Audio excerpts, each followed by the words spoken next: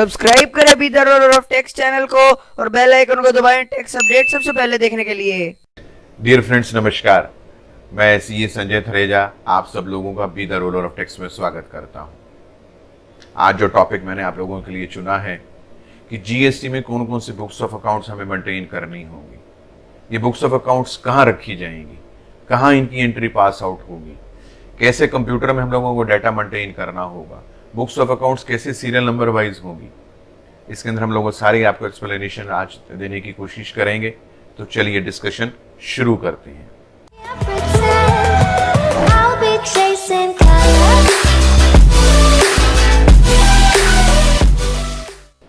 Dear friends, जब आपने अपना जीएसटी में रजिस्ट्रेशन करवाया तो आपने एक रजिस्टर्ड ऑफिस अपना डिपार्टमेंट को बताया कि मैं ये जो बिजनेस कर रहा हूं, मेरा इसका रजिस्टर्ड ऑफिस का ये एड्रेस है। तो जो आपने रजिस्टर्ड ऑफिस का एड्रेस डिपार्टमेंट को डिफाइन किया है, जो बताया है, तो वहां पर आपको अपनी बुक्स ऑफ अकाउंट्स रखनी होंगी, चाहे वो कैश बुक हो, चाहे वो लेजर हो, चाहे वो सेल्स बुक हो, चाहे वो जनरल लेजर हो, चाहे वो बैंक अकाउंट्स हो। जो भी आप बुक्स ऑफ अकाउंट्स मेंटेन कर रही हैं, वो सारे बुक्स ऑफ अकाउंट्स आपको अपने रजिस्टर्ड ऑफिस के जो आपने रजिस्ट्रेशन करती दफ़ा डिपार्टमेंट को बताया है, वहाँ पर वो हमेशा अवेलेबल होने चाहिए। ऐसा ना हो कि आपका अकाउंटेंट अगर आपके पास आ रहा है और उसके कंप्यूटर के अंदर, उसके लैपटॉप के अंदर आपने सारा डाटा मेंटेन किया हुआ है और कल कोई डिपार्टमेंट का इंस्पेक्टर या कोई व्यक्ति आपके पास आते हैं तो आप कहते हैं सर बुक्स ऑफ अकाउंट्स मेरे पास नहीं है, मेरे तो अकाउंटेंट के लैपटॉप में है या मेरे घर पर पड़ी हैं। तो इस बात का ध्यान रखिएगा जीएसटी के अंदर कि जो आपने रजिस्टर्ड ऑफिस का एड्रेस दिया हुआ है, उस रजिस्टर्ड ऑफिस के एड्रेस के ऊपर आपकी बुक्स ऑफ अकाउंट्स हमेशा अवेलेबल होनी चाहिए।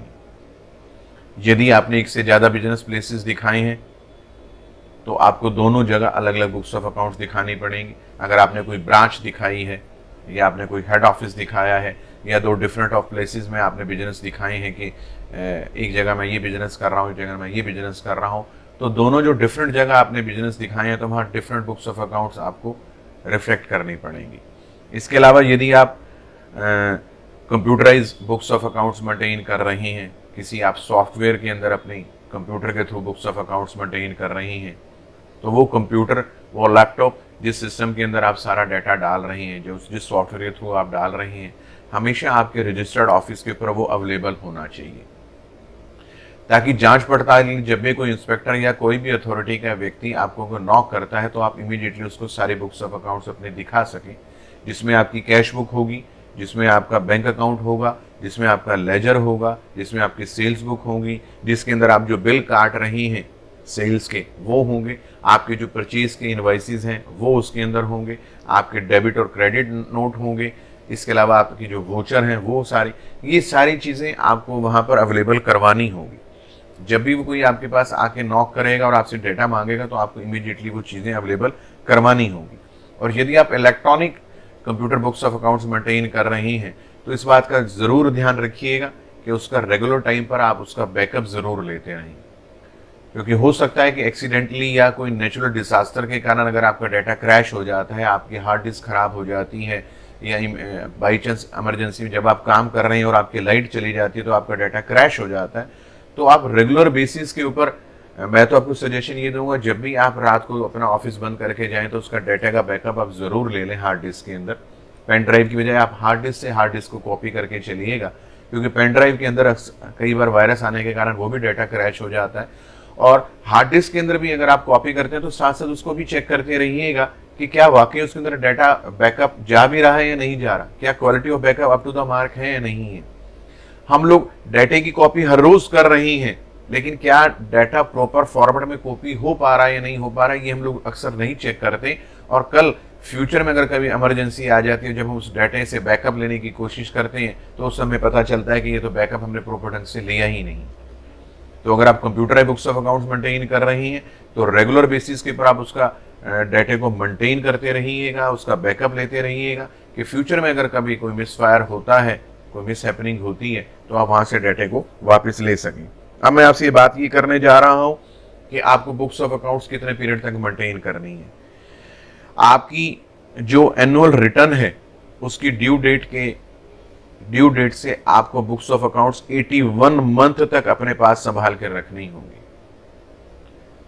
जो आपका साल खत्म हुआ उसके बाद एनुअल रिटर्न फाइल करने की जो ड्यू डेट है, वहां से आपको 81 मंथ तक अपनी जो बुक्स ऑफ अकाउंट्स है आपकी कस्टडी में रहनी चाहिए। डिपार्टमेंट का कोई भी व्यक्ति आके पिछले साल का डाटा आपसे देख सकता है, या डिपार्टमेंट उसकी असेसमेंट जब करेगा तो कोई भी पुराना डाटा आपसे मंगवा सकता है। या 6 साल या 9 महीने फाइनेंशियल ईयर खत्म होने के बाद आपको बुक्स ऑफ अकाउंट्स अपने पास रखनी पड़ेंगी। 6 साल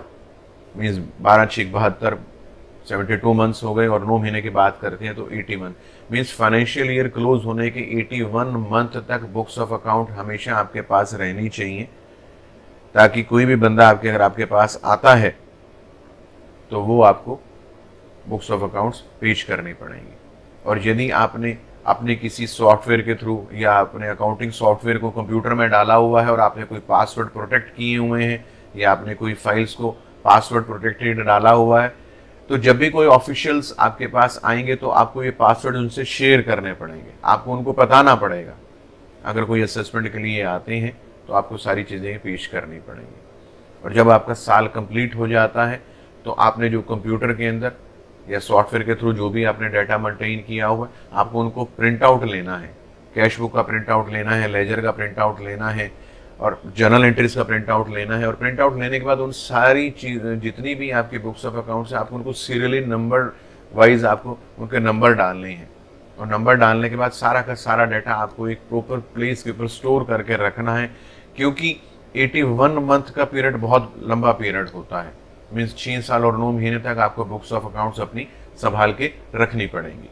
और मैं किताबों के बारे में ऑलरेडी मैं आपको डिफाइन कर चुका हूँ। आपको परचेज के बिल, आपको सेल्स के बिल, आपको एक्सपेंसेस के जो भी आपने खर्चे किए हैं वो सारे, इसके अलावा आपके पास जो वोचर हैं वो, इसके अलावा आपकी कैश बुक हो गई, आपकी लेजर हो गई, आपके बैंक अकाउंट्स हो गए, ये सारे के सारे आपको प्रॉपर ढंग से बाइंड करवा के, अगर आपने उनके प्रिंट आउट लिए हैं,